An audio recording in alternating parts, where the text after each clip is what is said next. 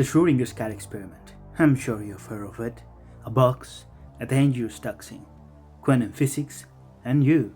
Today, you will see the experiment from the cat's perspective. But before we start the experiment, you have to understand the idea behind it. So take a look at this. If I want to get random numbers to play a game, for example, I use dice, because there is no way to know what number I'm going to get, right? But what if you had enough information about all the factors that influence the result of the dice? That's right, you could calculate the result before they hit the ground. Even with dice, nothing is truly random. The result was predetermined once the dice began to fall. But what if the result was predetermined even before you dropped them? Or before you started playing? Or before you were even born? What if it was predetermined even from the beginning of the universe? If we were able to determine the positions and velocities of every single particle at the beginning of the universe, then we could calculate what would happen in the next second, and the next second after that, and the next billion seconds after that. We could calculate every interaction between celestial bodies billions of light years from Earth, every electrochemical interaction between the neurons of every living organism on every habitable planet in the deepest part of the unknown universe. Every action, every thought, every feeling, the fate of all living creatures in the universe would be already inevitable. Your free will would be nothing more than a happy illusion. This idea is called determinism. It was proposed by Siman Laplace, and it's a basic idea of classical Newtonian physics. This is how scientists understood the universe before the birth of quantum physics. And the Schrödinger's cat experiment has a complex relationship with determinism and quantum physics. Let me explain. In 1924, a French physicist, Louis de Broglie, was inspired by the work of Einstein and Planck on the photoelectric effect, and proposed that every particle with mass also has wave-like properties. Little did he know his work was about to be perfected by Erwin Schrödinger himself. He created a mathematical formula that describes the wave behavior of particles with such elegance and precision that it became the bedrock of quantum mechanics. The wave function equation was born. At first, Schrödinger thought that his equation would represent electric charge. It was simple and intuitive. However, this interpretation was not supported by Niels Bohr and Werner Heisenberg. To them, the mathematical equation was perfect, but it required a different interpretation. They developed what we know today as the Copenhagen interpretation. For them, the way physics works on a very small scale is very different from what we would expect. A quantum system is in many states at the same time. For example, an atom. An atom is not like a tiny solar system made up of solid particles, but rather a probability cloud shaped by the wave equation. For example, within the hydrogen atom, the position of the electron exists across all the locations that the probability cloud covers at the same time, until a measurement is made and the electron's position is defined within the probability cloud. The key point is that this position cannot be predicted. There is no way to calculate where you're going to find the electron before taking the measurement. Its position when measured is the result of pure randomness, meaning that the fundamental part of the universe cannot be predicted. And this breaks with the idea of determinism. The feature of being in multiple states at the same time is known as quantum superposition, and when the particle is observed, the wave function collapses. This effect occurs only at very small scales, and never with larger objects like a cat or a person. Or does it? This idea intrigued two of the greatest scientists of the last century, Albert Einstein and Erwin Schrödinger. They were not convinced by this interpretation of quantum theory. Schrödinger in particular was unhappy with the collapse of the wave function, since he was the one who developed the wave function equation, and he did not contemplate something like a collapse, let alone that it was caused by an observer. Both also disliked the idea that this collapse would have an unpredictable and thus undeterministic outcome. So Schrödinger developed the paradox with the intention of exposing the flaws of the Copenhagen interpretation. And thus, the famous Schrödinger's cat experiment was created. It was in fact a paradox and a thought experiment, not an actual experiment. Einstein, for his part, also proposed a paradox, but because of limited time, I won't talk about that. Now, back to Schrödinger's cat. Imagine an atom that has equal probabilities of being in one state or another, that is, in quantum superposition, and it is contained in a device that will measure the state of the atom. The device activates a mechanism that opens a glass vial of deadly neurotoxin, but only if it detects the atom in a specific state, in this case, when the atom decays. And next to the device we have a test subject who cannot interfere with the mechanism. Everything inside the box. Inside the box. Okay, what should I do now? Why don't you go inside? The Schrödinger's cat is too quiet for me, and quiet test subjects always sneak away. So please, keep talking. At least the atom will enjoy your company. Oh, nice. So let's begin. Right now the mechanism is working, and I know there are two possible scenarios. In one scenario, you're wetting your pants to signal that you're still alive. In the other, you're enjoying a delicious gluten-free neurotoxin. And here's the silly part. According to the Copenhagen interpretation, the atom is in both states at the same time.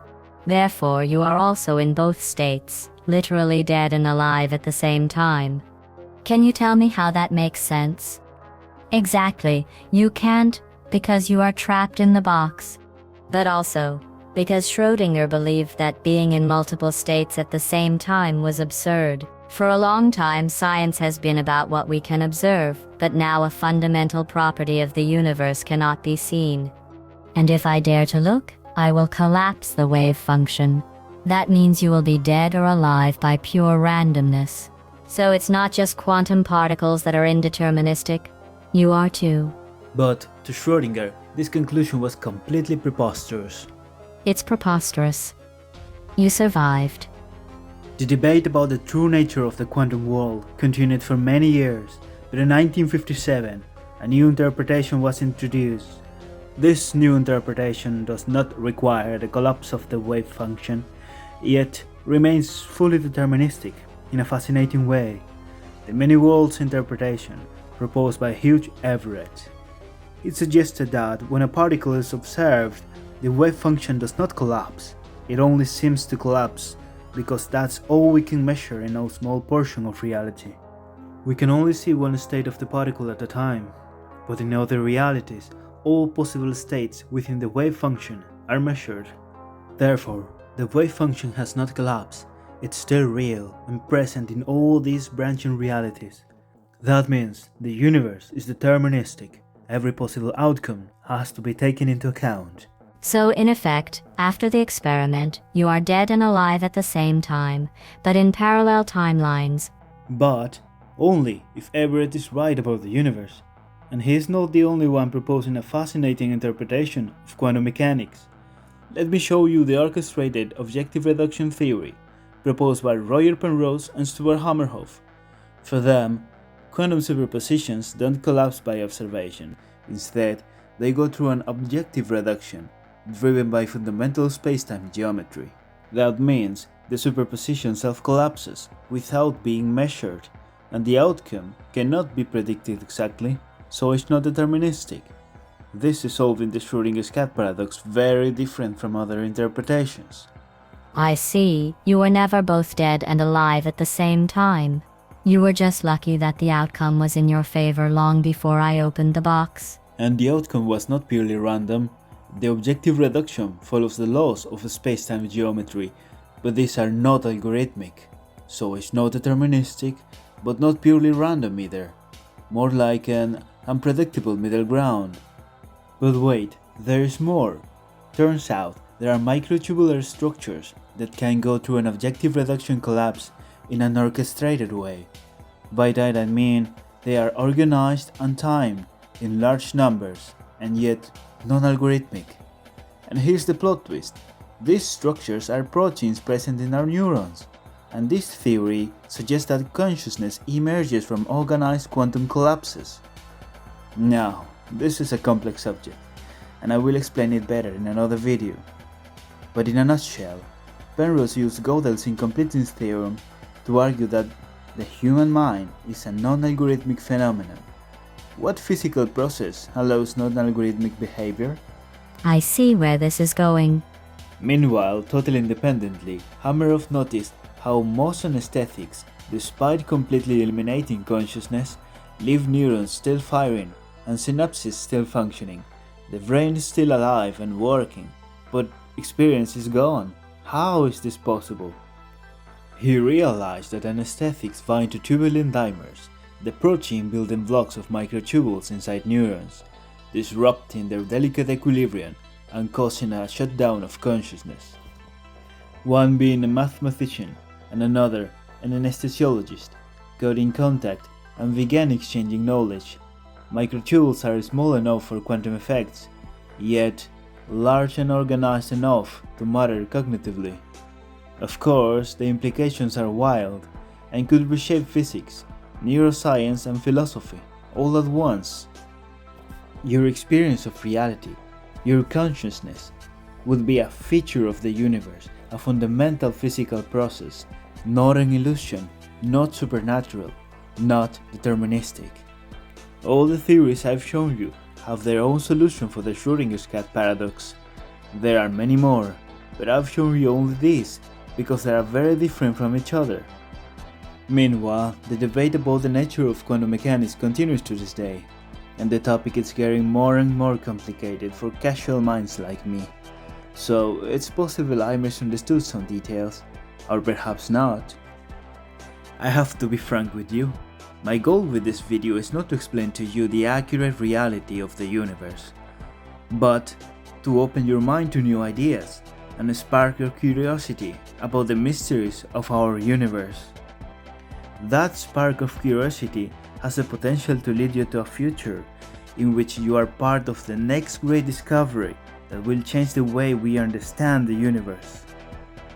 A future that is already predetermined if Laplace is right about the universe, and all the events in this timeline, including your birth, were staged by the universe itself at its first second of existence.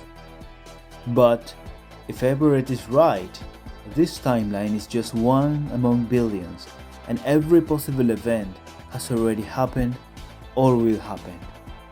It's here where history is divided and rewritten, all possibilities at the same time, and yet deterministic, including the timeline where you bought the lottery ticket that made you rich, and the one where you finally got the job you always wanted.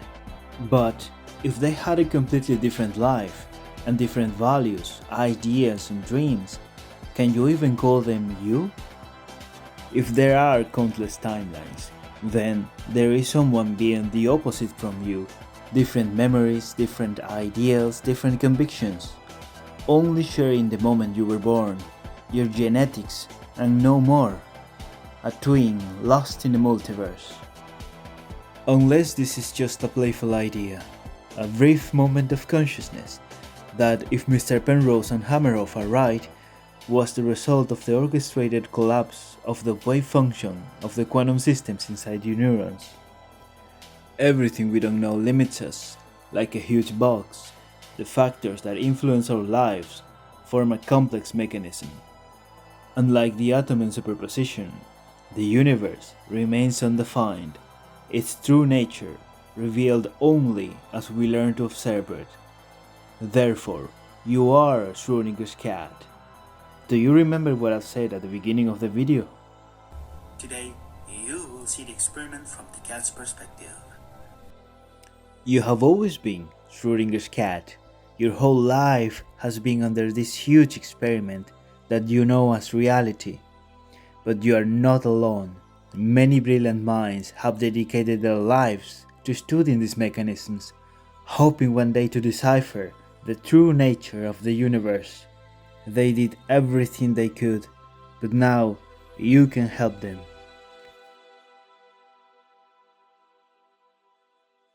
Just open the box.